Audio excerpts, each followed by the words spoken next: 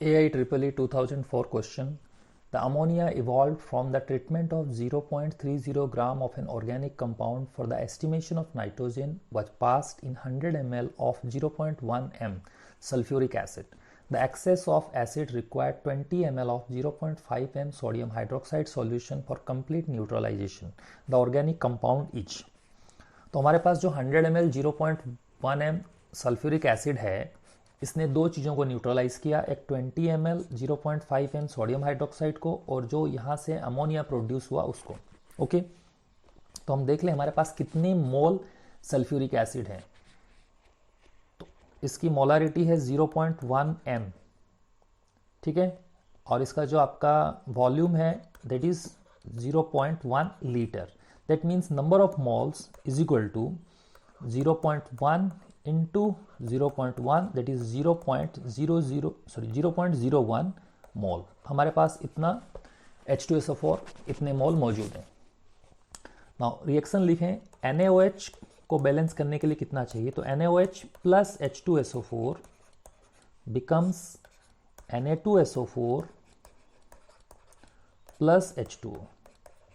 Equation balance करने के लिए Na2 है तो यहाँ पर 2 हाइड्रोजन हो गया, 2 और 2 4, तो यहाँ पर 2 ऑक्सीजन बैलेंस हो चुका है। That means 2 mole of NaOH require 1 mole of H2SO4।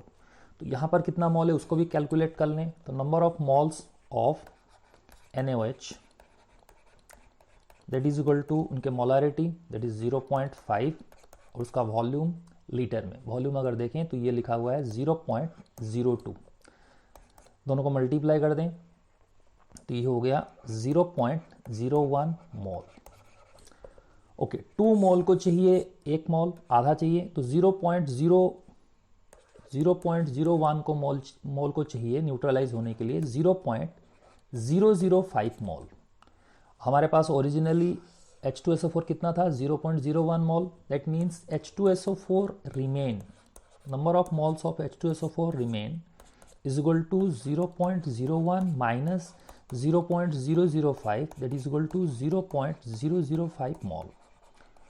तो 0.005 मोल H2SO4 ने अमोनिया को न्यूट्रलाइज किया। ना अमोनिया का रिएक्शन लिखें, NH3 प्लस H2SO4 और ये क्या बन जाएगा, ये बन जाएगा NH4 whole 2 SO4 ammonium sulphate. Equation balance करने के लिए यहाँ पर 2, दैट मीन्स ये 2 मोल न्यूट्रलाइज होंगे 1 मोल से। हमारे पास ये कितना है, ये हमारे पास है 0.005 मोल। दैट मीन्स ये कितने को न्यूट्रलाइज करेगा, इसका डबल, तो 0.005 इंटू 2, तो इसका मतलब ये हो गया 0.01 मोल।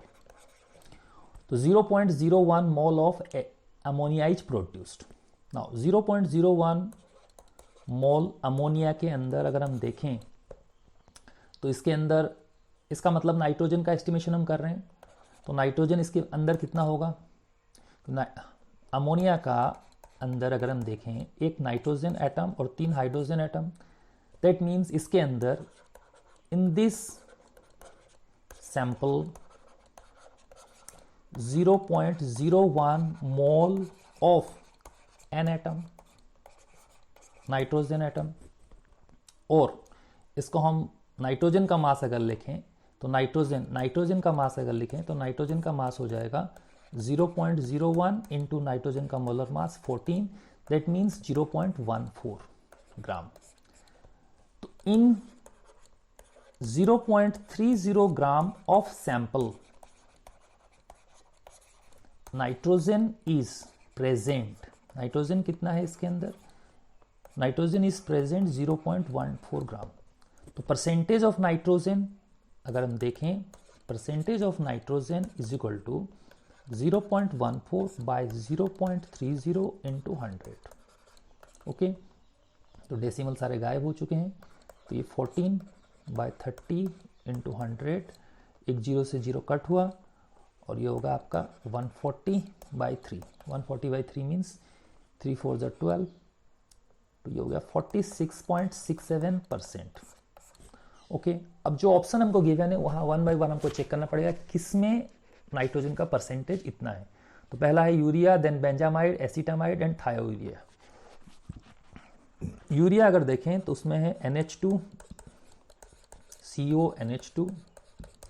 दूसरा हमारे लिए है बेंजामाइड, तो उसका फॉर्मूला हो गया C6H5, आपका हो गया CONH2।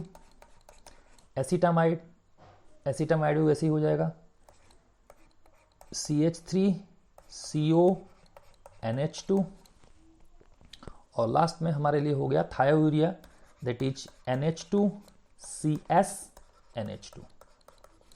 हमको 1 बाई 1 नाइट्रोजन का परसेंटेज कैलकुलेट करना है। तो मोलर मास अगर हम यहाँ देखें, इसका मोलर मास नाइट्रोजन 2 है, 14 × 2 प्लस हाइड्रोजन 4 हैं, 1 × 4 प्लस कार्बन 1 है, 12 प्लस 16। तो ये हो गया 28 प्लस 4 प्लस 12 और 16 हो गया 28। दैट मीन्स ये आपका हो गया 60। तो परसेंटेज ऑफ नाइट्रोजन इसमें देखें तो 28/60 × 100, 0 से 0 कट हुआ, और ये हम देखें तो 280/6 that is equal to 140/3। 140/3 means यही परसेंटेज आ गया, यहाँ भी 140/3 ही, तो इसका मतलब ये आ गया 46.67%। That means option A is correct.